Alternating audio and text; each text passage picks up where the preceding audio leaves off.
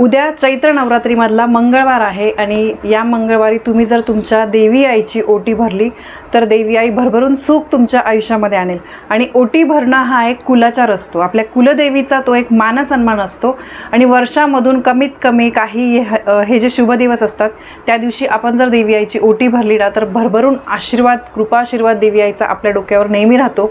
मग आपल्यावर दुःख, संकट, अडचण येत नाही आणि आपण जे काही कष्ट करत असतो त्याचा आपल्याला मोबदला मिळतोच। तर त्यामुळे बघा, चैत्र नवरात्र, गुढीपाडव्यापासून चैत्र नवरात्र सुरू होतं तर रामनवमीच्या दिवशी शेवटचा दिवस असतो। आणि आपण बघा शुक्रवार, मंगळवार हे देवी आईचे दिवस मानत असतो। तर या उद्याच्या मंगळवारी, चैत्र नवरात्रीतला उद्याचा मंगळवार आहे किंवा येणारा जो शुक्रवार आहे तो चैत्र नवरात्रीमधला शुक्रवार आहे। तर आपण मंगळवार आणि शुक्रवार शक्यतो देवीचे वार मानत असतो। म्हणून या दिवशी तुम्ही देवीची घरच्या घरी किंवा मंदिरात जाऊन कशी ओटी भरायची आहे, ओटी भरण्याची सगळ्यात सोपी पण शास्त्रशुद्ध पद्धत म्हणजे नियमांनुसार ओटी कशी भरायची, ओटी भरताना कुठल्या गोष्टींची काळजी घेतली पाहिजे, तर ही सगळी माहिती मी तुम्हाला आजच्या व्हिडिओमध्ये देणार आहे। कुलदेवी म्हणजे बघा आपल्या कुळाचं रक्षण करणारी ती असते। जसं एखाद्या आईला आपल्या बाळांची काळजी असते तसंच आपल्या देवीला आपल्या लेकरांची काळजी असते। म्हणून देवीचा आशीर्वाद आपल्या डोक्यावर नेहमी राहावा, आपल्या घरावर तिचं कृपाछत्र नेहमी असावं, यासाठी आपलं रक्षण करणारी ती असते। म्हणून तिची ओटी आपल्याला भरायची असते। हा एक कुलाचाराचा भाग असतो। प्रत्येक मनोकामना पूर्तीसाठी आपण देवीची ओटी भरलीच पाहिजे। तुम्ही घरी भरा देवीची ओटी, तुमच्या देवाऱ्यामध्ये बघा तुमच्या कुलदेवीचा टाक असेल, मूर्ती असेल, फोटो असेल, तुम्ही घरी भरली ओटी तरी पण चालेल किंवा तुम्ही जवळपास मंदिर आहे। आता बघा, वर्षातून एकदा तरी आम्ही आमच्या कुलदेवीला जातो, पण आत्ता हे जे दिवस आहे अत्यंत उन्हाळा खूप कडक आहे, तर त्यामुळे तुळजापूर, नाशिकपासून तुळजापूर जवळपास खूप लांब आहे। तुळजापूरची तुळजाभवानी माता आमची कुलदेवी आहे। तर एवढ्या लांब जाणं शक्य नसल्यामुळे मी काय करते, इथे जवळच आमच्या इथे मागे तुळजाभवानी मातेचं मंदिर आहे, तिथे जाऊन मी ओटी भरत असते। तुमच्या जवळपास कुठे कुठल्या देवीचं मंदिर असेल, रेणुका माता, एकविरा माता, सप्तशृंगी माता, इतर कुठल्या देवींचं मंदिर असेल तिथे जाऊन पण तुम्ही ओटी भरू शकता। नाही आहे मंदिर, तुम्ही म्हणजे बघा कुठल्या सिटीमध्ये वगैरे राहतात, जवळपास मंदिरच नाही आहे, तर तुम्ही घरी पण ओटी भरू शकतात। आणि बघा, पूर्वी आपण बऱ्याच ठिकाणी आत्तासुद्धा बघितलं असेल, घरी आलेल्या सवाष्ण महिलेची ओटी भरल्याशिवाय तिला पाठवत नाही। ओटी भरणं हा भारतीय संस्कृतीतला एक महत्त्वाचा भाग असतो। सवाष्ण महिलेला संतान प्राप्ती व्हावी म्हणून तिची ओटी भरली जाते। आणि आपण बघितलं असेल बघा, म्हणजे जेव्हा साखरपुडा होतो तर त्यावेळेस मुलीची पहिली ओटी भरली जाते। त्यानंतर मुलगी जेव्हा माहेरी जाते तेव्हा आई तिची ओटी जी आहे तर ती भरत असते। सौभाग्यवती स्त्रीचं ते एक आपण काय म्हणतो, ती खूण असते, ते एक लेणं असतं। म्हणून बघा, नवरात्रीमध्ये सुद्धा आता चैत्र नवरात्र तितकंच महत्त्वाचं आहे आणि आपल्याकडून बघा खूप अशा 4-4 तास सेवा वगैरे करणं शक्य होत नाही। म्हणून हे जे मानसन्मान आहे ना, हे देवीचे आपल्याला करायला पाहिजे। तर सगळ्यांची ओटी भरण्याची पद्धत जी आहे ती थोडीफार वेगळी असू शकते, पण 90% जे काही ओटी म्हणजे आपण कुठली गोष्ट करतो ते ती जवळपास सारखीच असते। थोडाफार इकडे तिकडे फरक जो आहे 5-10% तो असू शकतो। आणि ओटी भरताना काही गोष्टी लक्षात ठेवूनच आपल्याला ओटी भरायची आहे। यथाशक्तीने तुम्ही ओटी भरा, पण ती मनापासून भरा। कोणी सोन्या चांदीचे दागिने देतं, कोणी महागड्या अगदी 20-20 हजाराच्या साड्या देतो, कोणी सोन्याचं मुकुट देतं, कोणी चांदीचं काही देत असतं आणि देवीला दान करत असतात ओटीमध्ये। पण त्यांनी एवढं मोठं केलं म्हणजे त्यांना देवी पावणार आहे। आणि मी छोटासा ब्लाऊज पीस आणि नारळाची ओटी भरली म्हणून देव माझ्यावर पावणार नाही, तर असं नाही आहे। आपण देवीला मनापासून केलेली भक्ती जी आहे ती जास्त प्रिय असते। मनापासून कुठलीही गोष्ट केली ना, मग देवी आई आपल्या हाकेला नेहमी धावून येते। म्हणून यथाशक्तीने तुम्हाला ओटी भरायची आहे। दुसरी गोष्ट, ओटी म्हणजे बघा गर्भाशय, जिथे नवीन जीव वाढत असतो।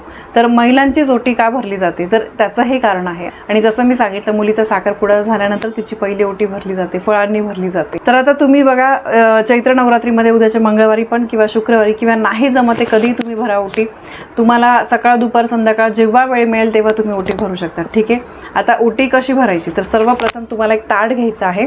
मी सोबत तुम्हाला इमेज पण देते। ताटामध्ये बघा तुम्हाला एक साडी ठेवायची आहे, ठीक आहे। शक्यतो देवीच्या ओटीमध्ये नऊवारी साडी ठेवली जाते, तर ती साडी बऱ्यापैकी तुम्हाला छान अशी उघडून ठेवायची आहे। घडी जी आहे ती थोडीशी उघडून ठेवायची आहे। आणि देवीला जी आपण साडी अर्पण करतो ती सुती किंवा रेशमी असावी, कारण या धाग्यांमध्ये, सुती आणि रेशीम धाग्यांमध्ये देवतांकडून येणारा सात्विक लहरी ग्रहण करण्याची, धरून ठेवण्याची क्षमता जी आहे ती इतर धाग्यांच्या तुलनेमध्ये जास्त असते।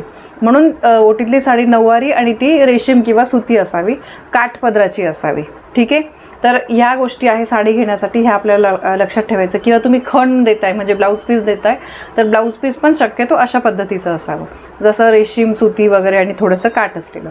यानंतर दुसरी गोष्ट म्हणजे सहावारी साडीपेक्षा नऊवारी साडी का अर्पण केली जाते, कारण नऊवारी साडीला 9 वार असतात, 9 स्तर असतात. हे देवीचे कार्य करणारे 9 रूप जे आहेत ते दर्शवत असतात, म्हणून नऊवारी साडी अर्पण करण्याला जास्त महत्त्व आहे.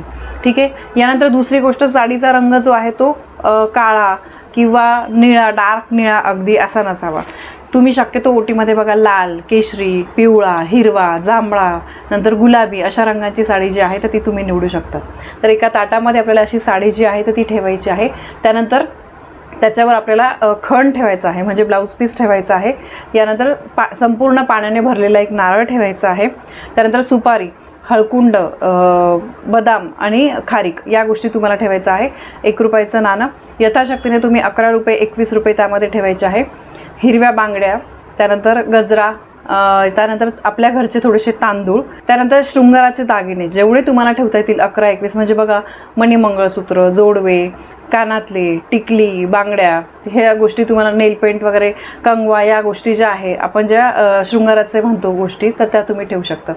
तर अशा प्रकारे ठेवायची आहे. आणि ओटी अर्पण करताना नारळाची शेंडी जी आहे ती देवीकडे असली पाहिजे. ठीक आहे. त्यानंतर ओटीमध्ये विडासुद्धा ठेवला जातो. विडा म्हणजे बघा जे आपण पान खातो त्या पानाचा विडा बनवला जातो, तो देवीला अर्पण करायचा असतो किंवा त्याला तांबूल असं म्हणतात. तर हे जे विडा आहे हे तुम्हाला जिथे देवीचं मंदिर असतं तिथे सुद्धा तुम्हाला हा विडा जो आहे तो अगदी सहजासहजी मिळून जातो. यासोबत बघा तुम्ही एक फळ पण देऊ शकतात, केळी म्हणा, सफरचंद म्हणा, या गोष्टी तुम्हाला ठेवायच्या आहे. हे संपूर्ण ताट अशा प्रकारे तयार झाल्यानंतर या ताटाला तुम्हाला हळद, कुंकू, अक्षता अर्पण करायचे आहे. आणि ही जे ताट आहे ते, ही ओटी जी आहे ही पहिले आपल्या छातीला स्पर्श करायचा आहे पहिले. ठीक आहे. आणि मग त्याच्यानंतर देवीच्या पायाजवळ आपल्याला ती अर्पण करायची आहे. देवीकडून चैतन्य मिळावे मनामध्ये तुम्ही देवीला अगदी मनापासून प्रार्थना करा की हे देवी आई, मी तुला ही ओटी माझ्या यथाशक्तीने अर्पण करत आहे. तर काही इच्छा असेल तुमची ती तुम्हाला सांगायची आहे. किंवा नेहमी इच्छाच असं नाही की तुम्ही अगदी मनापासून काही प्रार्थना केली, माझ्या घरामध्ये सुख शांती भरभराटी नांदू दे, काही चूक भूल माझ्याकडून झाली असेल तर देवी आई मला माफ कर, कारण आपण माणूस आहे, कधी कधी चुका होऊन जातात. तर अशा प्रकारे तुम्हाला ही अगदी सोप्या पद्धतीने उद्या ओटी भरायची आहे. उद्या भरा किंवा शुक्रवारी भरलं तरी अतिउत्तम. नाही जमते तुम्हाला या 2 वारी, पण कमीत कमी रामनवमीच्या आधी तुम्ही तुमच्या कुलदेवीची ओटी घरच्या घरी सुद्धा अशी भरू शकता. जर आता बघा देवीकडे आपण जर मंदिरात ओटी अर्पण केली ते आपण तिथेच अर्पण करतो, त्या बदल्यात आपल्याला एक तर प्रसाद मिळतो किंवा देवीचा हार वगैरे मिळत असतो, ते आपण घरी येऊन देवाऱ्यामध्ये ठेवू शकतो. पण समजा तुम्ही घरी ओटी भरली तर ताई त्या वस्तूंचं काय करायचं, तर ओटीतल्या ज्या शृंगाराचे दागिने, साडी वगैरे या ज्या गोष्टी आहे ह्या ज्या महिला वापरू शकतात त्या आपण वापरायच्या आहे. खायच्या गोष्टी घरातल्या सगळ्यांनी प्रसाद म्हणून खायच्या आहे. दक्षिणा जी आहे ती वापरू नका, ती तुम्ही बघा एखाद्या जवळपास मंदिर असेल तर तिथे तुम्ही दानपेटीमध्ये वगैरे टाकू शकता. सगळ्या वापरायच्या वस्तू ज्या आहेत त्या तुम्ही स्वतः वापरू शकता. ठीक आहे. तर बघा अशा अगदी सोप्या पद्धतीने मनापासून तुम्ही ओटी भराल तर देवी आई नक्की तिचा स्वीकार करेल आणि तुमच्या मनातली मोठ्यात मोठी इच्छासुद्धा नक्की पूर्ण होईल. तर चैत्र नवरात्रीमध्ये अशा साध्या पद्धतीने ओटी तुम्ही भराल अशी मी अपेक्षा करते. ही माहिती तुम्हाला पटली असेल तर व्हिडिओला लाईक करा, शेअर करा. आपल्या चॅनलवर नवीन असाल तर सबस्क्राईब नक्की करा. धन्यवाद. श्री स्वामी समर्थ.